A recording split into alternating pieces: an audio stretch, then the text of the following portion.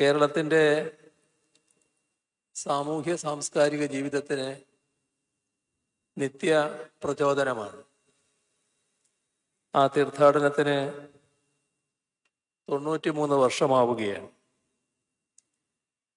3 വർഷം കൂടി കഴിയുമ്പോൾ ശ്രീനാരായണ ഗുരു സമാധിയുടെ ശതാബ്ദിയും വരികയാണ്. എന്ന് പറഞ്ഞാൽ ഗുരുവിൻ്റെ സാന്നിധ്യവും മനുഷ്യ സംസ്കാരത്തിൻ്റെ വളർച്ചയുടെ പടവുകളിൽ ഗുരു സന്നിവേശിപ്പിച്ച ദർശന മാഹാത്മ്യവും സംഭവിച്ചിട്ട് 1 നൂറ്റാണ്ടോളം ആവുന്നു. 1 നൂറ്റാണ്ടിനും അപ്പുറം നമ്മുടെ നാട്ടിൽ നടമാടിയിരുന്ന ആശാസ്യമല്ലാത്ത പ്രവണതകൾക്കെതിരായിരുന്നുവല്ലോ ഗുരു പറഞ്ഞതും പ്രവർത്തിച്ചതും. ജീവിത ചുറ്റുപാടുകളിൽ കാണുകയും അനുഭവിക്കാനിടയാവുകയും ചെയ്ത അസംബന്ധ പ്രവണതകൾക്കെതിരെയായിരുന്നു അദ്ദേഹം ഓരോ വാക്കും ഉരുവിട്ടത്. ദൈവദശകമോ ദർശനമാലയോ ആത്മോപദേശതകമോ അനുകമ്പാ ദശകമോ പോലുള്ള കൃതികൾ രചിച്ചതും ഇത്തരം അനുഭവ സാക്ഷ്യത്തിൽ നിന്നാണ്. അരുവിപ്പുറത്തെ പ്രതിഷ്ഠയിൽ പറഞ്ഞ സോദരത്വേന പല രൂപങ്ങളിൽ ഗുരുവിൻ്റെ എല്ലാ കൃതികളുടെയും അന്തർധാരയായി പ്രവഹിക്കുകയും ചെയ്തു. അരുവിപ്പുറത്തെ പ്രതിഷ്ഠയോടെയാണ് 19-ാം നൂറ്റാണ്ടിൻ്റെ അവസാനം കേരളീയ നവോത്ഥാനം ആരംഭിക്കുന്നത് എന്ന കാര്യം നമുക്കറിവുള്ളതാണല്ലോ. ഈ പ്രതിഷ്ഠയിലൂടെ ഗുരു നൽകിയത് അന്ന് നിലനിന്നിരുന്ന ചാതുർവർണ്ണ വ്യവസ്ഥ തകർക്കുക എന്ന സന്ദേശം തന്നെയായിരുന്നു. ജാതി വ്യത്യാസത്തിൻ്റെ കന്മതിലുകൾ തീർത്ത ഈ വ്യവസ്ഥയെ വെല്ലുവിളിച്ചുകൊണ്ടല്ലാതെ സ്വാതന്ത്ര്യം നേടാൻ കഴിയില്ല എന്ന് ഗുരുവിനറിയാമായിരുന്നു. അങ്ങനെ പ്രതീകാത്മകമായ ഒരു വിപ്ലവത്തിന് പ്രാരംഭം കുറിക്കുകയായിരുന്നു അരുവിപ്പുറം പ്രതിഷ്ഠയിലൂടെ ഗുരു ചെയ്തത്. അന്നത്തെ തിരുവിതാംകൂറിലെ ഭരണവ്യവസ്ഥ രാജാധികാരത്തിലും നാടുവാഴിത്തത്തിലും കെട്ടിപ്പൊക്കിയതായിരുന്നു. ബ്രാഹ്മണനും ക്ഷത്രിയനും അധികാരം കൈയാളുകയും ബഹുജനമാകെ അടിമത്തത്തിൻ്റെ അപമാനഭാരം പേറി ജീവിക്കുകയും ചെയ്യുന്ന അവസ്ഥയായിരുന്നു. ആ അടിമത്തത്തിൽ നിന്നുള്ള മോചനത്തിൻ്റെ ആദ്യപടിയായിരുന്നു ബ്രാഹ്മണ്യത്തെ വെല്ലുവിളിക്കുക എന്നത്. ബ്രാഹ്മണ്യത്തെ വെല്ലുവിളിക്കുക എന്നതിനർത്ഥം ജാതി വ്യവസ്ഥകളുടെ യുക്തിയെ തകർക്കുക എന്നതായിരുന്നു. അന്നത്തെ നാടുവാഴി ജന്മിവ്യവസ്ഥയുടെ ധാർമ്മികത ജാതിയായിരുന്നു. മേൽജാതി കീഴ്ജാതി എന്നിങ്ങനെ തട്ടുകളായി വിഭജിക്കപ്പെട്ട ജാതിഘടനയുടെ ചട്ടക്കൂടിലാണ് മനുഷ്യനെ തന്നെ അടിമകളാക്കി ചൂഷണം ചെയ്തുകൊണ്ടിരുന്നത്. ആ ചൂഷണ വ്യവസ്ഥയുടെ നട്ടെല്ലായിരുന്ന ബ്രാഹ്മണ്യത്തിനെതിരെയാണ് ശ്രീനാരായണ ചിന്തയുടെ ആയുധം ഉയർന്നത്. ഈ ക്ഷത്രിയ ബ്രാഹ്മണ അധികാര വ്യവസ്ഥയാകട്ടെ ബ്രിട്ടീഷ് സാമ്രാജ്യത്വ ശക്തികളുടെ അധീശാധികാരത്തിന് കീഴ്പ്പെട്ടു നിൽക്കുന്നതുമായിരുന്നു. എന്ന് പറഞ്ഞാൽ ബ്രാഹ്മണ്യത്തിൻ്റെയും നാടുവാഴിത്തത്തിൻ്റെയും എന്നതുപോലെ തന്നെ സാമ്രാജ്യത്വത്തിൻ്റെയും അധികാരപ്രയോഗത്തിനെതിരെ ഉയർന്ന അടിച്ചമർത്തപ്പെട്ടവന്റെ കലാപം തന്നെയായിരുന്നു അരുവിപ്പുറം പ്രതിഷ്ഠ. ജാതി അന്ന് ഒരു സാമൂഹ്യ വ്യവസ്ഥ മാത്രമായിരുന്നില്ല. അടിസ്ഥാനപരമായ ഉൽപാദന ബന്ധങ്ങളെ പോലും നിയന്ത്രിച്ചിരുന്നത് കൂടിയായിരുന്നു ജാതി. ഓരോ ജാതിക്കും ഓരോ തൊഴിൽ, ഓരോ ജാതിക്കുമുള്ള മേൽക്കീഴ് വ്യവസ്ഥകൾ തൊഴിലിനും ബാധകമായിരുന്നു. തൊഴിലിന് മാത്രമല്ല, കൂലിക്കും അവകാശങ്ങൾക്കും ചുമതലകൾക്കും അടിസ്ഥാനം ജാതി തന്നെയായിരുന്നു. ജാതി ഒരു നിയമവ്യവസ്ഥ കൂടിയായിരുന്നു. ഓരോ ജാതിക്കും ഓരോ നിയമങ്ങൾ, ഓരോ നിയമത്തിനും കർക്കശമായ അതിർവരമ്പുകൾ, നിയമലംഘനങ്ങൾക്കുള്ള ശിക്ഷാ വ്യവസ്ഥകൾക്ക് പോലും ജാതിഘടനയുടെ മേൽക്കീഴ് ബന്ധമുണ്ടായിരുന്നു. സവർണൻ അവർണനെ തല്ലിക്കൊന്നാൽ അയാൾക്ക് ഒരു തരം ശിക്ഷയുമില്ല. മറിച്ചായാൽ ശിക്ഷ ദണ്ഡനവും മരണവും. തീണ്ടലിന് കാരണം അവർണനായാലും സവർണനായാലും ശിക്ഷ അവർണന് മാത്രം. എന്ന് പറഞ്ഞാൽ ജാതി ഒരു മർദ്ദനോപകരണമായിരുന്നു എന്നർത്ഥം. ചുരുക്കി പറഞ്ഞാൽ ജാതി എന്നത് ഭരണകൂടം തന്നെയായിരുന്നു. ഇത്തരമൊരു കാലസന്ധിയിൽ നിന്നുകൊണ്ടാണ് ജാതിഭേദമില്ലാതെ മതദ്വേഷമില്ലാതെ സോദരത്വേന വാഴുന്ന ഒരു മാതൃകാ സ്ഥാനത്തെ ഗുരു സ്വപ്നം കണ്ടത്. അതായത് ആരും ആരുടെ മേലും അധികാരപ്രയോഗം നടത്താത്ത സ്വച്ഛന്തമായ സ്വാതന്ത്ര്യത്തിൻ്റെയും സാമൂഹ്യ ഐക്യത്തിൻ്റെയും സന്ദേശം തന്നെയാണിത്. ഒരു ജാതി വ്യവസ്ഥയുടെ മേൽക്കോയ്മ തകർത്ത് മറ്റൊരു ജാതി വ്യവസ്ഥ അടിച്ചേൽപ്പിക്കാനുള്ളതായിരുന്നില്ല.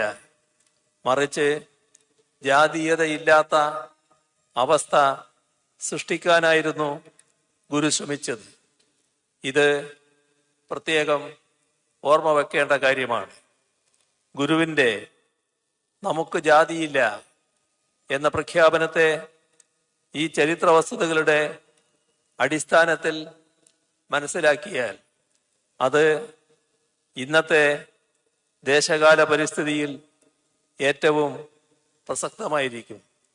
ചരിത്രത്തെയും സംസ്കാരത്തെയും ദേശീയ തലത്തിൽ ഭരണകൂടാധികാരം തന്നെ അട്ടിമറിച്ചുകൊണ്ടിരിക്കുന്ന കാഴ്ചയാണ് കാണുന്നത്.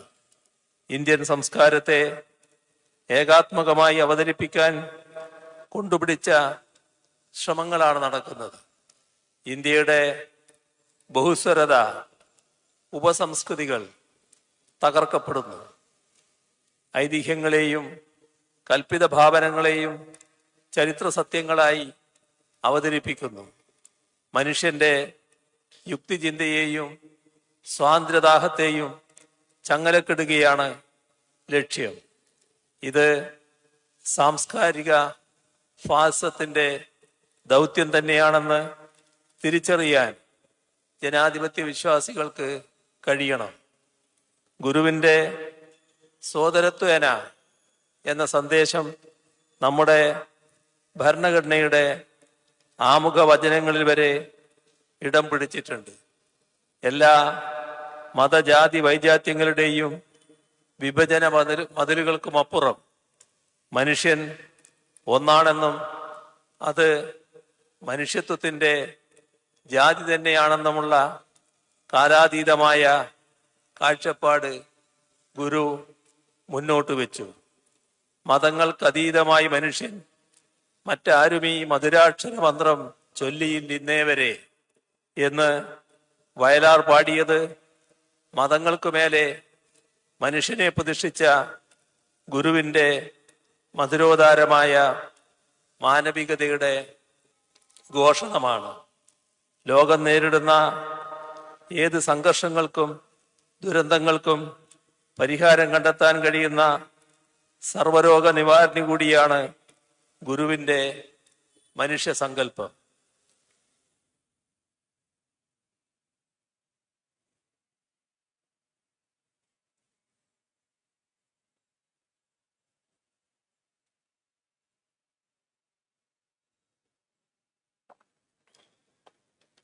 ഒരു നൂറ്റാണ്ട് കഴിയുമ്പോഴും ആ സങ്കല്പങ്ങൾക്ക് പ്രസക്തി ഏറി വരുന്നു.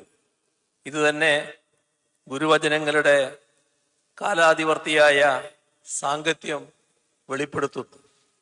നമുക്കറിയാം, ഗുരു കേവലം ഒരു സന്യാസിയായിരുന്നില്ല.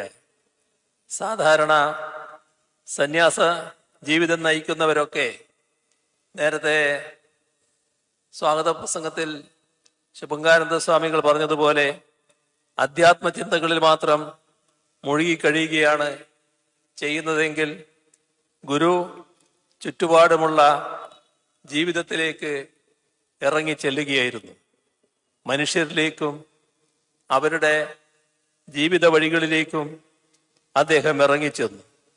അവിടെ തൻ്റെ മനുഷ്യത്വ മഹാമന്ത്രങ്ങൾ കൊണ്ട് പ്രകാശം ചൊരിഞ്ഞു.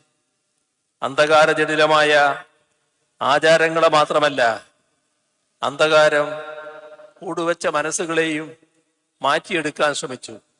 അതുകൊണ്ടാണ് ഫ്രഞ്ച് ചിന്തകനായ റൊമെയിൻ റോളണ്ട് കർമ്മനിരതനായ ജ്ഞാനി എന്ന് ഗുരുവിനെ വിശേഷിപ്പിച്ചത്.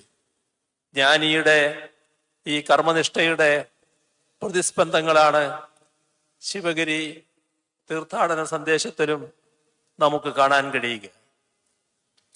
ഗുരു സമാധിയാകുന്നതിന് മാസങ്ങൾക്ക് മുൻപാണ് ശിവഗിരി തീർത്ഥാടന സന്ദേശം നൽകുന്നത്. കൃത്യമായി പറഞ്ഞാൽ 1928 ജനുവരി 16 കോട്ടയം നാഗമ്പടം ക്ഷേത്രത്തിന് സമീപത്തെ ഒരു തേന്മാവിൻ ചുവട്ടിൽ ഗുരു വിശ്രമിച്ചു കൊണ്ടിരിക്കുമ്പോഴാണ് ഗൃഹസ്ഥ ശിഷ്യന്മാരായ വല്ലഭശ്ശേരി ഗോവിന്ദൻ വൈദ്യരും TK കിട്ടൻ റൈറ്ററും ചേർന്ന് ഗുരുവിനോട് തീർത്ഥാടനത്തിന് അനുമതി തേടിയത്. ഗുരു അനുമതി നൽകുകയും ചെയ്തു.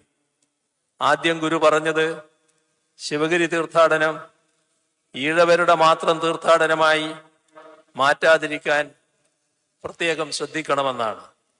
എന്നിട്ട് ചില നിബന്ധനകളും ഗുരു ഇരുവരുടെയും മുന്നിൽ വെച്ചു. തീർത്ഥാടകർ ശ്രീ ബുദ്ധന്റെ പഞ്ചശുദ്ധികളായ വാക്ശുദ്ധി, ശരീരശുദ്ധി, മനഃശുദ്ധി, ഇന്ദ്രിയശുദ്ധി, ഗൃഹശുദ്ധി എന്നിവ അനുഷ്ഠിച്ച് ആത്മോപദേശ അഷ്ടോത്തരാദി മന്ത്രങ്ങൾ ജപിച്ച് സർവസാഹോദര്യ മന്ത്രങ്ങൾ സ്മരിച്ച് യൂറോപ്യന്മാരുടെ ആണ്ടുപിറപ്പായ ജനുവരി 1 അറിവിന്റെ തീർത്ഥാടകരായി ശിവഗിരിയിൽ എത്തിച്ചേരണമെന്ന് നിർദ്ദേശിച്ചു.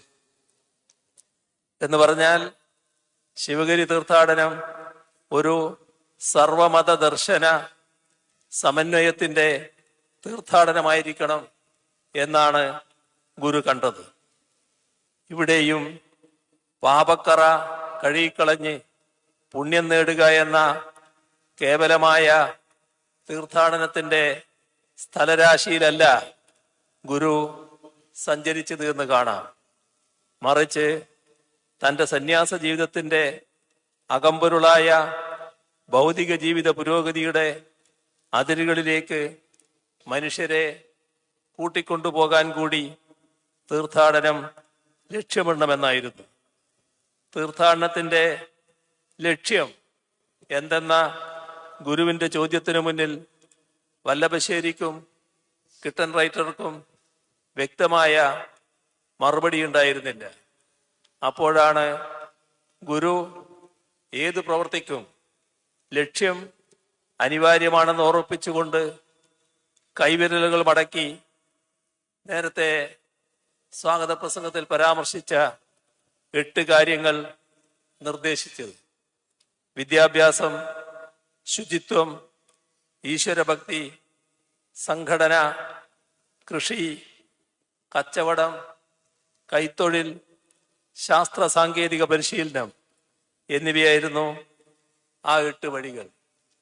ഈ ഓരോ വിഷയത്തിലും പ്രാഗൽഭ്യമുള്ളവരെ കൊണ്ട് പ്രഭാഷണങ്ങൾ നടത്തിക്കണമെന്നും എല്ലാവർക്കും ഇത്തരം പ്രഭാഷണങ്ങൾ കേൾക്കാൻ സൗകര്യമൊരുക്കണമെന്നും അവയിലൂടെ കേൾക്കുന്ന കാര്യങ്ങൾ ജീവിതത്തിൽ പ്രായോഗികമാക്കണമെന്നും അതുവഴി സമൂഹത്തിനും രാജ്യത്തിനാകെ തന്നെയും പുരോഗതി ഉണ്ടാകുമെന്നും ഗുരു പറഞ്ഞു. ഗുരു നിർദ്ദേശിച്ച 8 കാര്യങ്ങളിൽ ഈശ്വരഭക്തി എന്ന ഒറ്റ കാര്യം മാത്രമേ ആധ്യാത്മികതയുമായി ബന്ധപ്പെട്ടതായുള്ളൂ എന്നത് ശ്രദ്ധിക്കണം. അതാകട്ടെ പറഞ്ഞത് 3-ാമത്തെ കാര്യമായാണ്. ബാക്കി 7 കാര്യങ്ങളും ഭൗതിക ജീവിത പുരോഗതിക്ക് ആധാരമായവയാണ്. പ്രഥമ പരിഗണന നൽകിയതാവട്ടെ വിദ്യാഭ്യാസത്തിന് അഥവാ അറിവ് സമ്പാദനത്തിന്. മറ്റു മേഖലകളിൽ ഈ അറിവിന്റെ പ്രയോഗം അർത്ഥപൂർണമായി നടത്തുമ്പോഴാണ് സാമൂഹ്യ ജീവിതം ഉയരങ്ങളിലേക്ക് കൊണ്ടുപോകാൻ കഴിയുക എന്ന അത്യന്തം ശാസ്ത്രീയമായ ഉൾക്കാഴ്ച 1 നൂറ്റാണ്ടിന് മുൻപ് തന്നെ ഗുരുവിന്റെ വചനങ്ങളിലൂടെ നാം അറിഞ്ഞു എന്നത് അദ്ദേഹത്തിന്റെ ക്രാന്തദർശിത്വത്തിനു കൂടി തെളിവാണ്. ഗുരു ചിന്തിച്ച വഴിക്കാണല്ലോ നാം ഇന്ന് IT-യിൽ AI-യിലൊക്കെ ഊന്നുന്നതും വിജ്ഞാന സമ്പദ്ഘടനയെയും വിജ്ഞാന സമൂഹത്തെയും ഒക്കെ സൃഷ്ടിക്കുന്നതും. എന്തുകൊണ്ടാണ് ഗുരു വിദ്യാഭ്യാസത്തിന് പ്രഥമ പരിഗണന നൽകിയത്? വിദ്യ കൊണ്ട് മാത്രമേ അടിമത്തത്തിലും അസ്വാതന്ത്ര്യത്തിലുമാണ്ട മനുഷ്യന് സ്വാതന്ത്ര്യം ലഭിക്കൂവെന്ന് ഗുരുവിന് നന്നായി അറിയാമായിരുന്നു. അതുകൊണ്ടാണ് വിദ്യ കൊണ്ട് സ്വതന്ത്രരാകൂ എന്ന പ്രബോധനം ഗുരു നൽകിയത്.